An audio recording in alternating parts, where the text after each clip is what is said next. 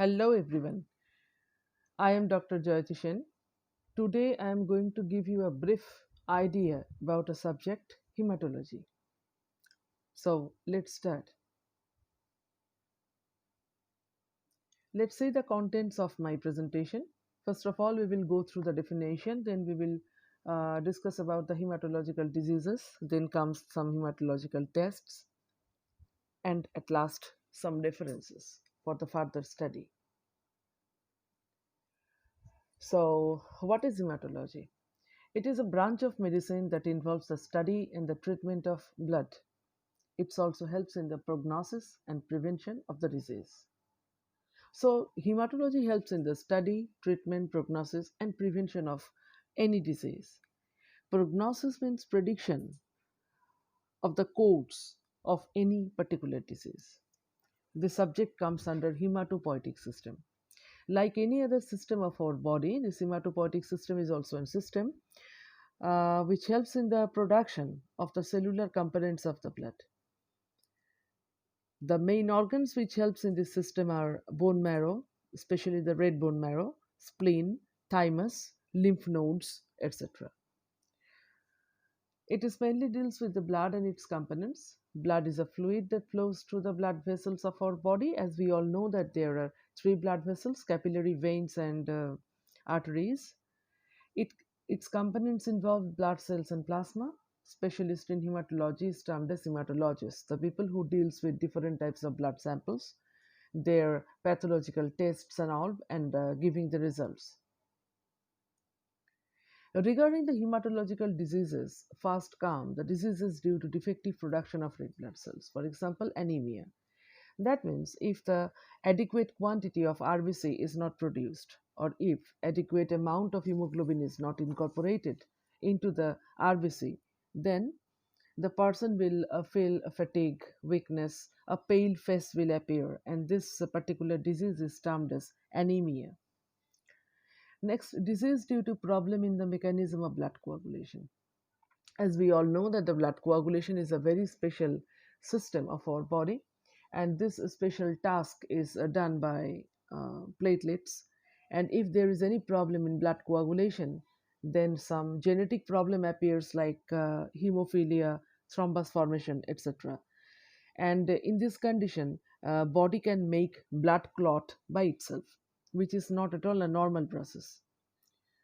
Diseases due to malfunctioning of the blood cells, for example, leukemia, lymphoma, etc.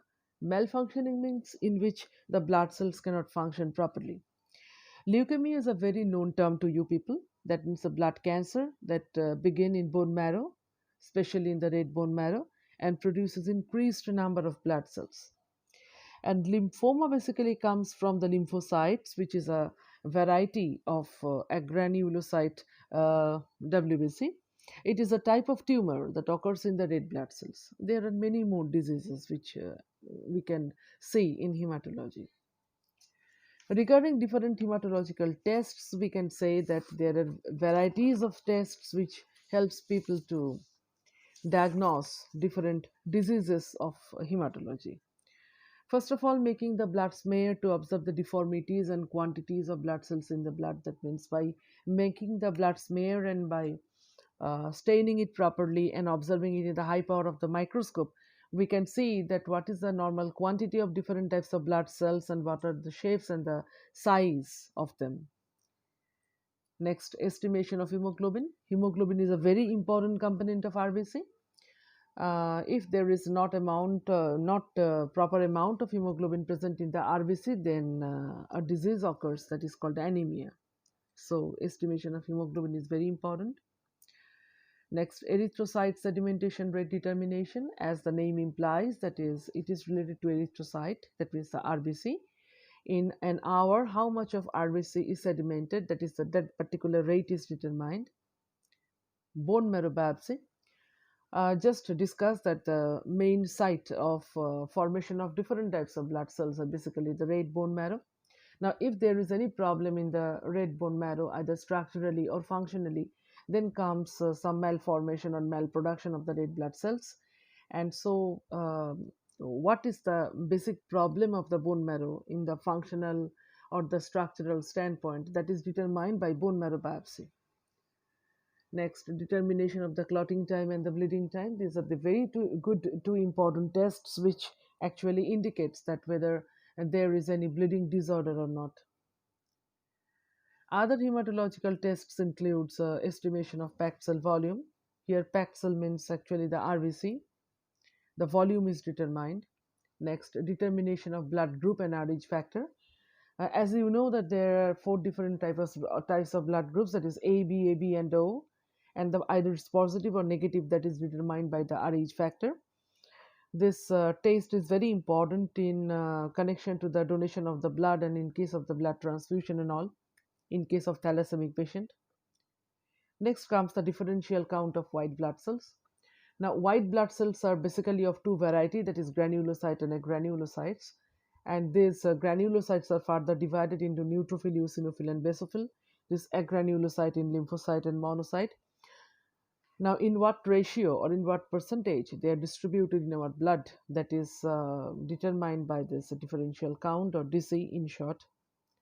Next comes the total count of red blood cells, or RBC, which actually indicates that whether a person is suffering from anemia or not. Total count of platelets.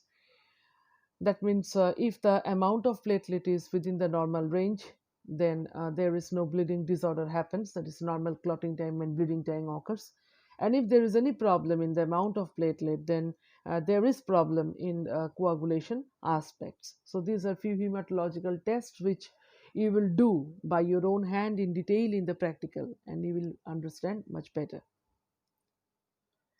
There are some references given. If you want to study more, you can use all these references. So thank you very much for listening me patiently. If you like this video, please subscribe and press the bell icon. Thank you. Goodbye.